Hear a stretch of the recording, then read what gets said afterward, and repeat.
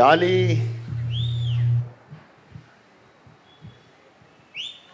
ನಾನು ಯಾವಾಗಲೂ ನನ್ನ ಜೊತೆ ನನಗೆ ನನ್ನ ತಮ್ಮಂದಿರು ಹುಟ್ಟಲಿಲ್ಲ, ನನ್ನ ಜೊತೆ ನನಗೆ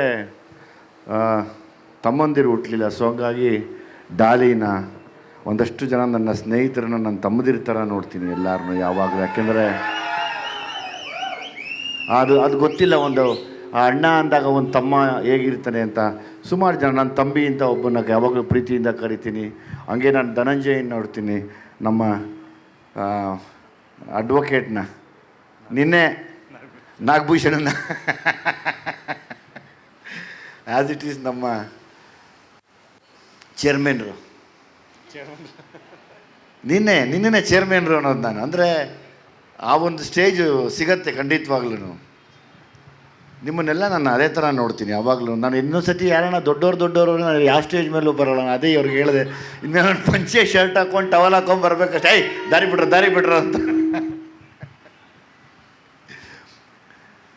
ಧನಂಜಯನ ಬಗ್ಗೆ ಯಾವಾಗಲೂ ನನಗೊಂದು ಅಪಾರವಾದ ಗೌರವ ಇದೆ ಇದೆಯಲ್ಲಿ. ಯಾಕೆಂದರೆ ತಾನು ಬೆಳೆದು ಜೊತೆಲಿದ್ದವ್ರನ್ನೂ ಬೆಳೆಸ್ಕೋಬೇಕು ಅಂತ, ಜೊತೆಲಿರೋರು ಎಲ್ಲರನ್ನೂ ಕರ್ಕೊಂಡು ಆ ಮುಂದಕ್ಕೆ ಹೋಗುವಂಥ ಮನೋಭಾವನೆ ತುಂಬ ದೊಡ್ಡದು. ಎಲ್ರಿಗೂ ಬರಲ್ಲ.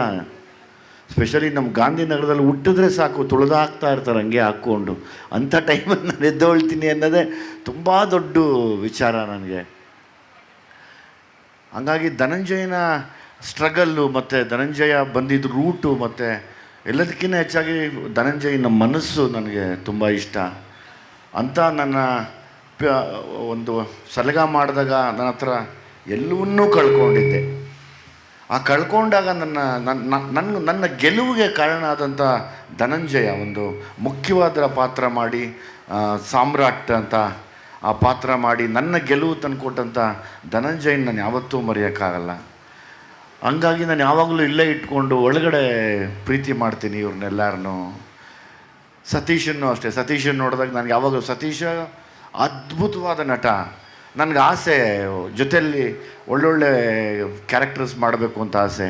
ಆಮೇಲೆ ನಮಗೆಲ್ಲರಿಗೂ ಇನ್ನೂ ಏನೋ ಒಂದು ದೊಡ್ಡ ಬ್ರೇಕ್ ಸಿಗಬೇಕು ಅನ್ನೋ ಆಸೆ ನನಗೆ ಯಾವಾಗಲೂ. ನನಗೂ ಏನೂ ಸಿಕ್ಕಿಲ್ಲ ಇನ್ನೂ ಅಂತ ನಾನು ಯಾವಾಗಲೂ ಅನ್ಕೋತೀನಿ, ಇನ್ನೇನ ಮಾಡಬೇಕು. ಫಾರ್ ಎಕ್ಸಾಂಪಲ್, ನಾನು ನಿನ್ನ ಮರ್ತೇ ಹೋಗ್ತೀನಿ ಕಣಪ್ಪ, ನಮ್ಮ ನವೀಣ, ಗುಲ್ಟು ನವೀಣ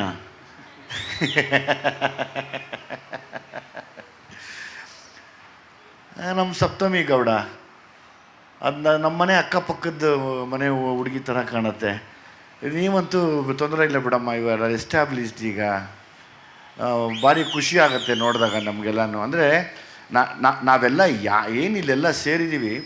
ನಾನು ಸತ್ಯದೇವ್ ಅವ್ರ ಬಗ್ಗೆ ಕೇಳ್ತಾ ಬಂದೆ ಜರ್ನಿಯಲ್ಲಿ. ಧನಂಜಯನೂ ಹೇಳಿದ್ರು, ನಮ್ಮ ಅಲ್ಲೂರಗೂ ಹೇಳ್ತಾ ಇದ್ದ, ನಮ್ಮ ಥರನೇ ಇವರು ಕಷ್ಟಪಟ್ಟು ತುಂಬ ಜೀವನದಲ್ಲಿ ಸಣ್ಣ ಸಣ್ಣ ಪಾತ್ರಗಳನ್ನು ಮಾಡ್ತಾ ನಾವೆಲ್ಲ ಹೆಂಗೆ ಬಂದು ನಿಂತಿದ್ದೀವೋ ಆ ಥರ ಇವರು ಇವತ್ತೊಂದು ದೊಡ್ಡ ಸ್ಥಾನಕ್ಕೆ ಬಂದು ನಿಂತಿದ್ದಾರೆ. ತುಂಬ ದೊಡ್ಡ ಹೆಸರು ಮಾಡಿದ್ದಾರೆ ಅಲ್ಲಿ. ನಿಮ್ಮದೊಂದು ವೆಬ್ ಸೀರೀಸ್ ಇದೆ ಅಂತೆ, ನಾನು ಅದನ್ನು ನೋಡ್ತೀನಿ ಸರ್ ನೆಟ್ಫ್ಲಿಕ್ಸಲ್ಲಿ. ಐ ಆಮ್ ಸಾರಿ, ನಾನು ಅದನ್ನು ನೋಡಿಲ್ಲ ಅದನ್ನು. ನಮ್ಮ ಹುಡುಗ ಹೇಳ್ತಿದ್ದ ಅದನ್ನು. ಯಾವಾಗಲೂ ಯಾರು ಈ ಕಷ್ಟದಲ್ಲಿ ಬಂದಿರೋರೆಲ್ಲ ಒಂದು ಕಡೆ ಸೇರ್ತೀವಿ. ನಮ್ಮಲ್ಲಿ ಒಳಗೇನೆ ದುಃಖ ಮತ್ತು ನೋವು ಎಲ್ಲವನ್ನೂ ಸಹಿಸ್ಕೊಂಡು ಕೂತಿರ್ತೀವಿ. ಒಂದೇ ಒಂದು ಕಾರಣಕ್ಕೆ, ಭಗವಂತ ಇನ್ನೊಂದು ಅವಕಾಶ ಕೊಡಪ್ಪ, ಏನಾರ ಮಾಡ್ತೀವಿ, ನಾವು ಪ್ರಯತ್ನ ಪಡ್ತೀವಿ ಅಂತ. ಆ ಪ್ರಯತ್ನ ನಡೀತಾನೆ ಇದೆ. ಮತ್ತು ಈ ಪ್ರಯತ್ನದಲ್ಲಿ ಗೆಲ್ಲೋರು ನಾವೇನೇ. ಯಾವಾಗಲೂ ನಾವು ಖಂಡಿತವಾಗ್ಲೂ ಒಂದು ದಿವಸ ತುಂಬ ದೊಡ್ಡ ಮಟ್ಟಕ್ಕೆ ಗೆಲ್ತೀವಿ.